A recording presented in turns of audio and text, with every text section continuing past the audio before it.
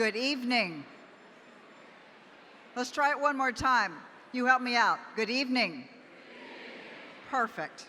As someone said earlier, you must be from the South, and yes, I am. I'm Sue Henderson. I'm the chair of the Wonder World Board of Directors and a co-chair of this event. I want to welcome you to this Wonder World Fulbright Awards dinner. This is the 2019, and we have been doing this for a number of years. Feel free to enjoy your appetizers while I speak. I want to begin the evening by saying a heartfelt thank you to every person in this room for joining us tonight and supporting our work. I am thrilled to be able to announce that we have tonight raised $570,000 for Wonder World.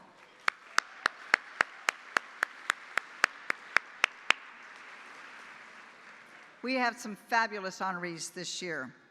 Erica Berthu, Georgia Garanois Melanoki, and James Reed. Let's give them a hand.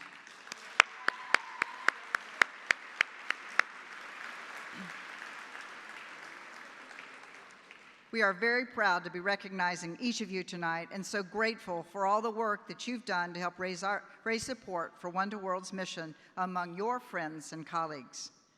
I need to also recognize my fellow co-chairs, who are two of the last year's distinguished honorees, Creighton Condon and Ambassador Edwin Elson. Would like to recognize them.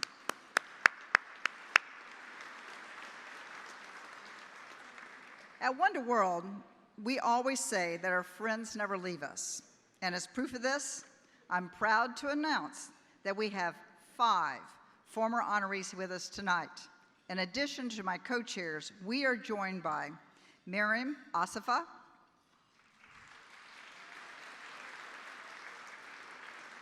Ken Ford, David Helenak, Dr. Terry Martell, and Bob Schweig.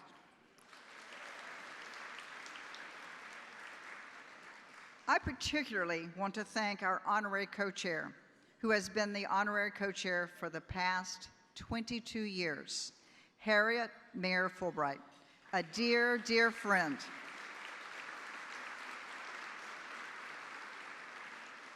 She's a dear friend of the organization, and she was unable to be with us this year, but has been with us for nearly all of the galas since we honored her husband, Senator J. William Fulbright, in 1993, and honored herself in the year 2000.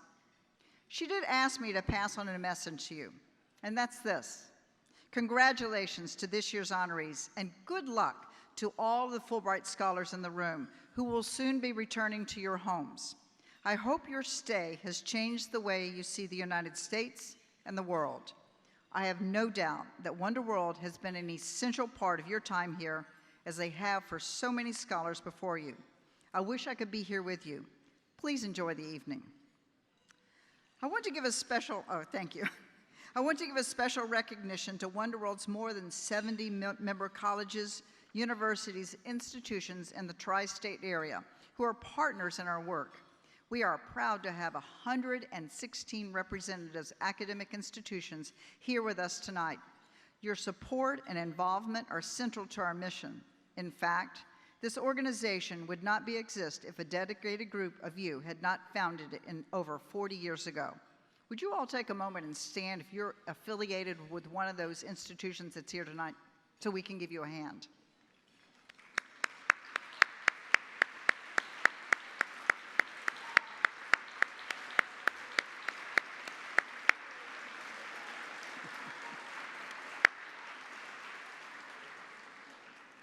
I hope you'll give a moment of attention to our centerpieces. These are Boulder's travel guides to 5 different countries, and they are yours to take at the end of the evening. Once again, for the 11th year in a row, they have been generously donated by Boulder. Don't have a fight on who's taking which one home. Tonight, you'll hear from our current Fulbrighters about what Wonder World means to them.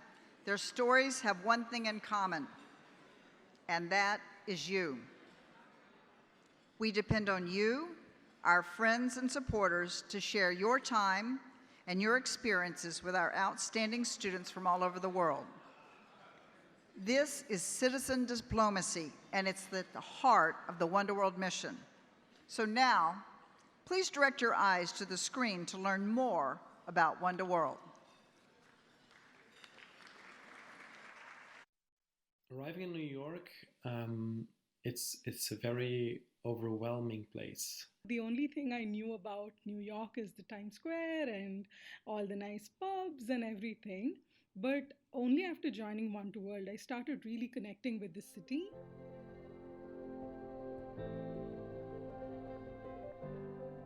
I think for me, one of the most benefit things of being in New York City is that One to World is here. One to World really threw out this big social lifeline.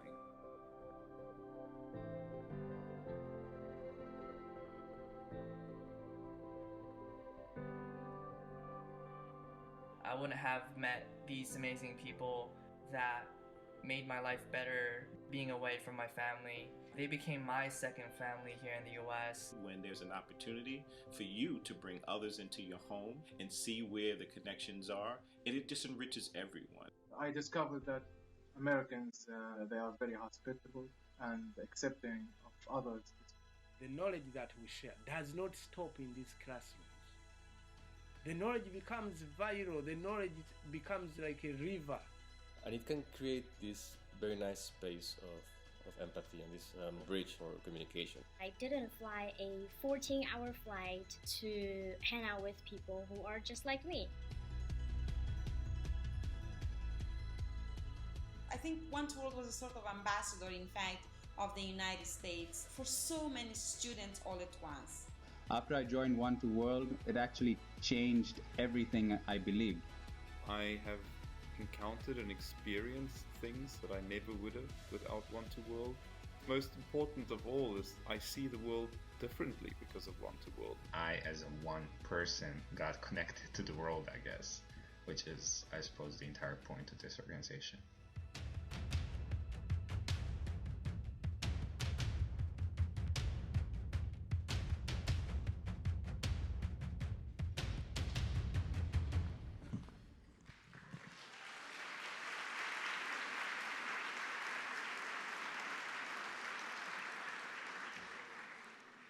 Good evening, everyone. I'm Jen Clarke, and I'm the Executive Director of One to World. Thanks very much, Sue, for your welcoming remarks, and a very heartfelt thanks to my entire Board of Directors for the success of this event and for all you do for One to World. I also want to recognize my enormously talented and dedicated staff who make the hundreds of programs that we put on each year happen. I'd also like to acknowledge 4 of my former executive directors, my predecessors, who helped steer this organization that I am now so proud to lead. Thank you. Also, I'd like to welcome some representatives from the diplomatic community that are with us tonight. The Consul General of the Republic of Kazakhstan, Zanabek Abdrashov, Ambassador and Deputy Permanent Representative of Canada to the United Nations, Ambassador Louise Blais, the Consul General of Norway in New York, Harriet Berg, Andrea Appel, Chief of the Department of State's International Visitors Leadership Program in New York, as well as Ambassador Laszlo Molnar, former permanent representative of Hungary to the United Nations.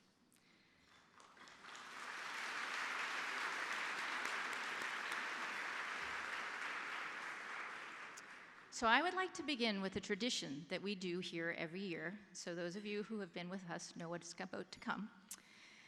I'd like to ask all current Fulbright students and scholars to stand and remain standing. Bear with me, come on, I know you're in here.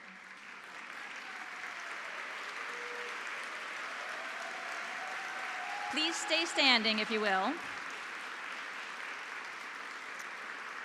I would include any of those in the room who just received word that they have a grant for next year. You can also stand. And congratulations, by the way.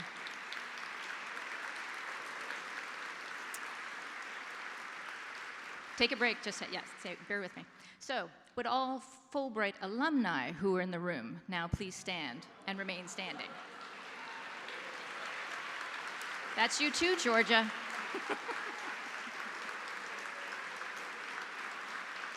And finally, Whether or not you are a Fulbrighter, anyone who has studied abroad, lived in another country, or worked abroad, please stand and remain standing.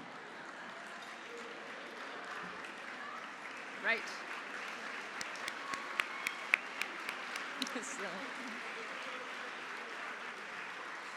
So, there are more than, yes, please be seated.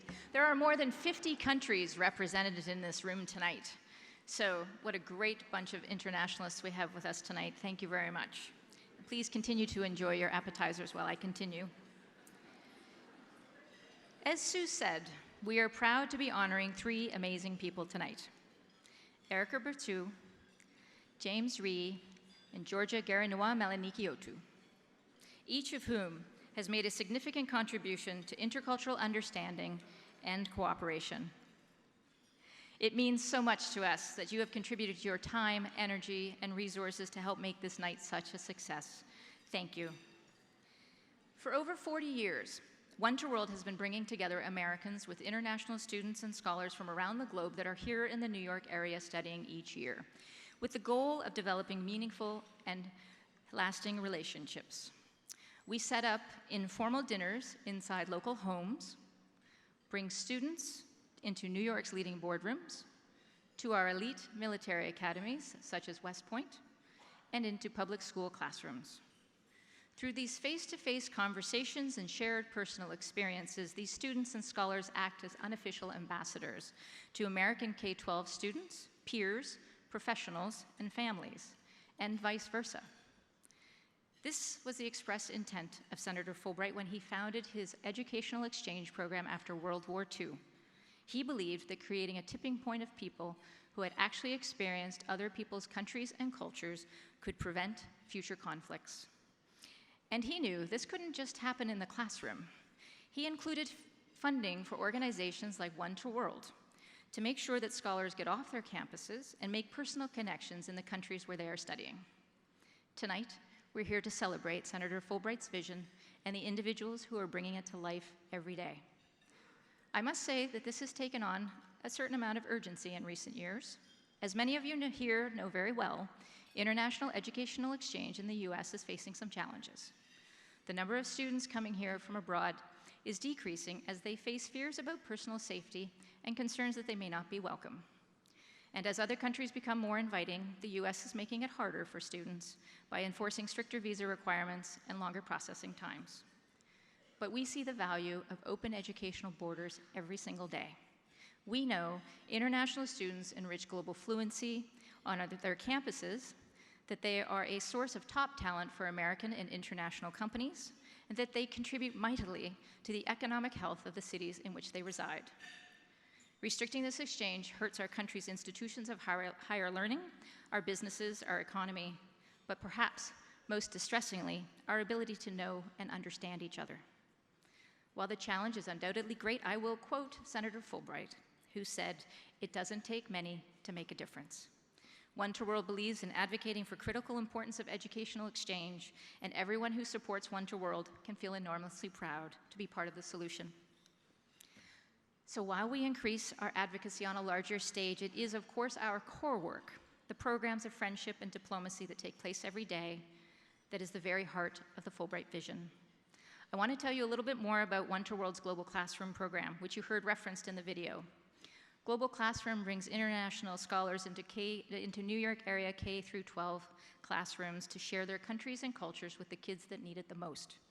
We start by opening students' eyes and hearts to places that they didn't even know existed at times. We expand their ideas about what's possible for their own futures and show them that our differences can be a source of strength. We plant the seeds of awareness about global issues, but we inspire them to take action on a local level. We are very pleased to have 2 of the students from Global Classroom and their teacher with us tonight. And I've asked them to tell you a little bit about what Global Classroom means to them. Thanks.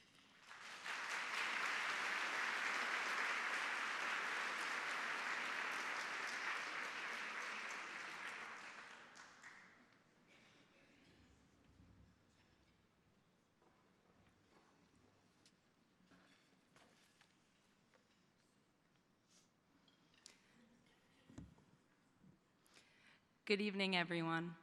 My name is Shanie LaRocca, and I'm a teacher at Cornelia Connolly Center on the Lower East Side of Manhattan. I'm very proud to be here tonight with my students, Angeley and Zofya. Our school serves girls at risk, empowering them to realize their full potential from middle school all the way through college and beyond. I teach 7th and 8th grade humanities, and Global Classroom has been an indispensable resource for me for the last 2 years. My 7th graders often come in with very little geographical sense of the world, unable to label the United States on a map, let alone China or Brazil. But when we have a global guide from China or Brazil or Saudi Arabia come right into our classroom, these places come to life. Global Classroom makes the world real for my students. And it's not just about geography. Global Classroom expands my students' whole worldview. I believe that it's a privilege to be an educator in New York City with so many different kinds of people living among us. But it's actually very hard to take advantage of this diversity.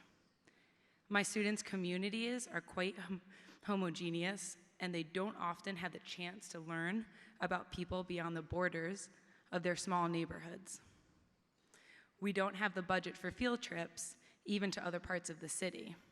And so Global Classroom brings that diversity into their lives and exposes them to a range of countries and people from around the world. They learn to be more curious and to think critically about viewpoints which have never been available to them before. And so I'm very grateful to Global Classroom for bridging the gap between my students and the rest of the world.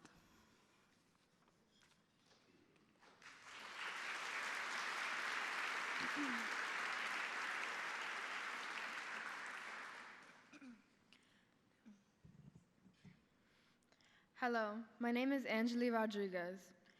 I am 14 years old and in the 8th grade at Connolly Middle School. I had Global Classroom this year and also last year as a 7th grader. Being in Global Classroom has been a very eye-opening experience. The biggest thing for me has been hearing about other people's struggles. The Chinese Global Guide told us about how, in order to be thought of as beautiful, some women are forced to do things that cause them physical pain, like the collarbone challenge. This is when girls put as many quarters in their collarbone as possible to show how skinny they are. We talked about how there are beauty standards in the United States too, but it's mostly pressure from social media to be skinny. Hearing about street children in Madagascar made me realize how different other people's problems are around the world. In my neighborhood, street children just means kids who stay out too late doing things they're not supposed to be doing. In Madagascar, it means kids who are homeless who actually live on the street. They are called the same thing, but are completely different. Growing up in New York City, you only hear about places around you. You don't really hear about what's going on in other places. Learning about people in different countries has opened my eyes and made me pay attention to other places. That's why I recommend Global Classroom for every student, well, whatever age you can remember and up. Thank you.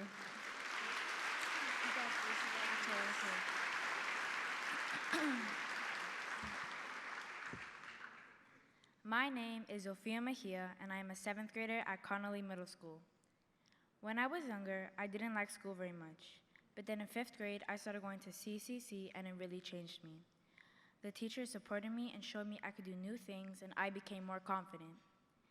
There are lots of opportunities I didn't have before. Now I do track, cross-country, basketball, and volleyball.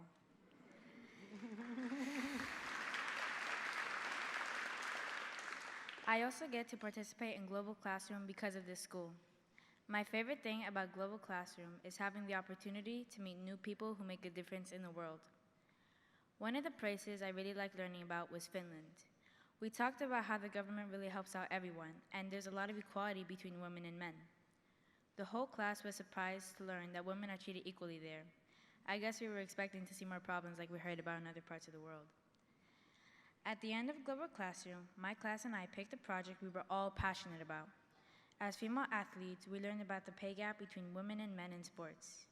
Even though we can't solve this widespread problem, we felt like we could encourage more people to watch women's sports so they could get paid equally. We went to George Jackson Academy, an all-boys school, and gave a presentation about this issue, hoping more boys would take it seriously. In the beginning, they didn't think it was a big deal, but by the end of class, they were very interested in doing something about it. We shared our Instagram account so they could follow it, and we invited them to a number of girls and women's sporting events later that month. Malala, the activist for girls' education, once said, she is a girl like any other, without any special talents except she had the courage to do what she believed. Because of Global Classroom, girls know they can also make a difference. For the global guys to take time to come to our school and educate us is really important and is something everyone should have access to. As an ordinary girl like Malala, I feel lucky to have learned from the global guides. With your support, we hope other girls and boys have the opportunity to experience it. On behalf of Angeley and I, thank you and have a wonderful night.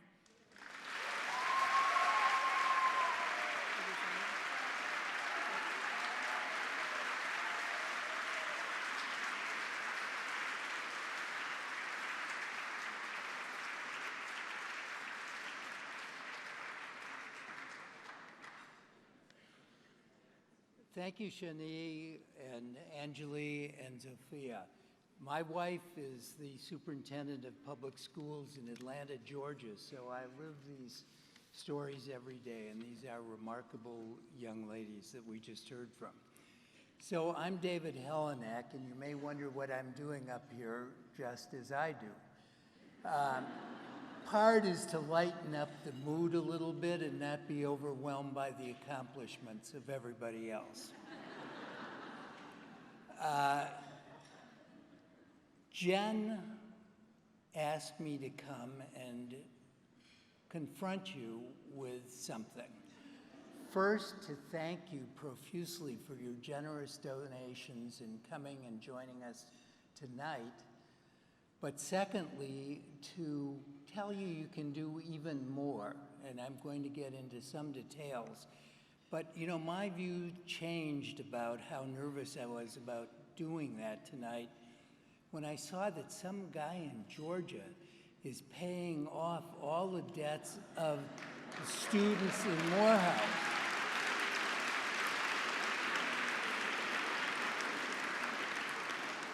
I know that New Yorkers are not going to let a Georgian show us up, so this will be easy. Now, why was I asked? Well, in 2010, Wonder World for one evening lowered its standards dramatically and chose to honor me. And since then, I can't get rid of it. So some people will think that Jen asked me because she figured out that any opportunity I have to get on stage, I will seize. That's one possible explanation. A second is that once Jen and before her Deborah Clifford get their hooks into you, they never let go.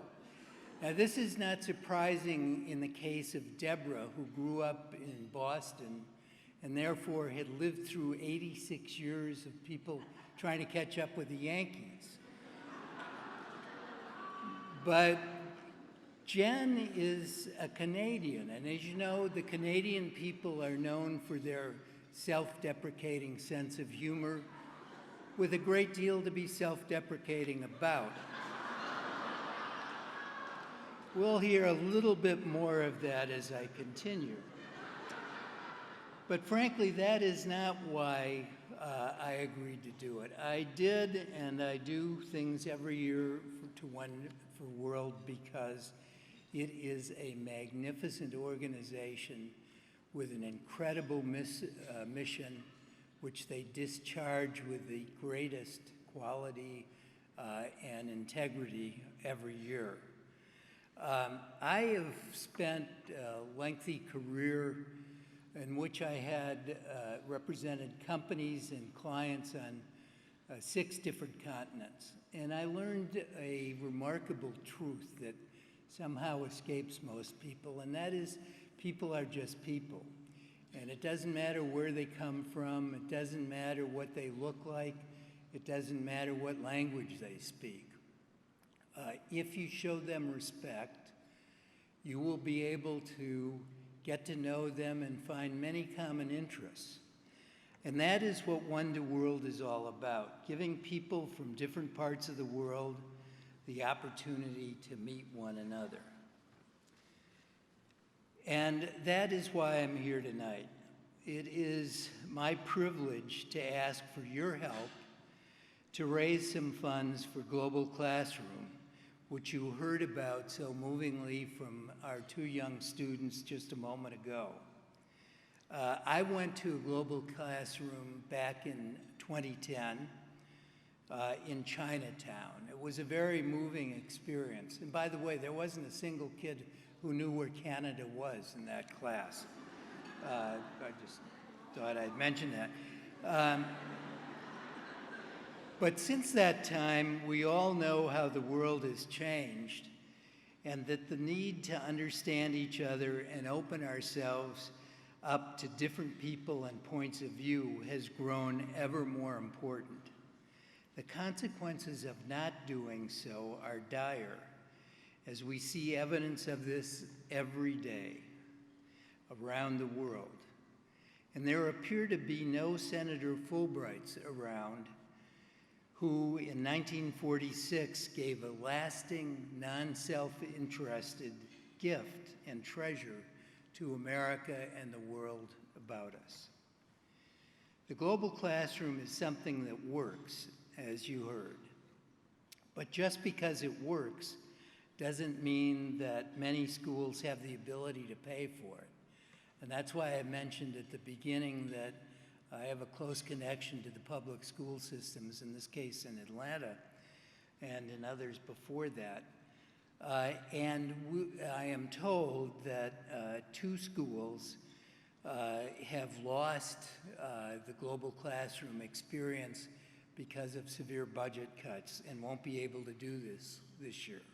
I've also been told that there are several other schools that would be delighted to engage Global Classroom immediately, but they have no funds to pay for it. So we all know how important access to these kinds of eye and world-opening opportunities are. We work hard enough to ensure that for our own children. And tonight we want to ask you to help give it to other children, the same opportunity that you heard them talk about a few moments ago. We have doing this in an old-fashioned way that I can understand. So on your tables, you will find donation cards and envelopes that give you an opportunity, should you desire to do so, either now or at a later point this evening, to sign up for a contribution, and any contribution will be welcome. If someone were to give $10,000, you can adopt a school which brings Global Classroom to students and teachers for an entire year. For $2,500, it is enough to support a series of 10 workshops on human rights at a middle school in the Bronx. $250 could give 50 children in Brooklyn 2 workshops focused on global careers. And I'm happy to announce that one of the board members of One to World has committed anonymously to give a $5,000 matching gift. So if we can get another $5,000, it'll be a $10,000 donation.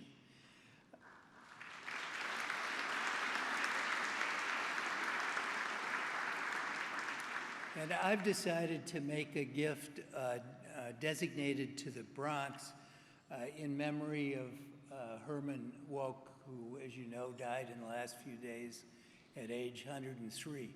He was educated in the Bronx, and it turned out pretty well for him.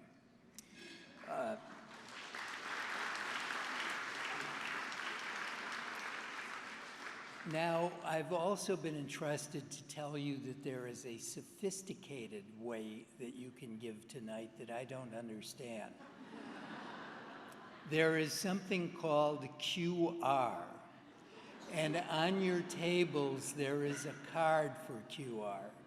And if you have something called an iPhone, you can put it on top of whatever the QR is and immediately go right to where you can make a contribution. So for the sophisticated one, it's there. Now, I want to finish my remarks by quoting the words of the great Herb Brooks, the coach of the American hockey team that won the gold medal in the 1980 Olympics. Herb, who was from St. Paul, Minnesota, not Canada,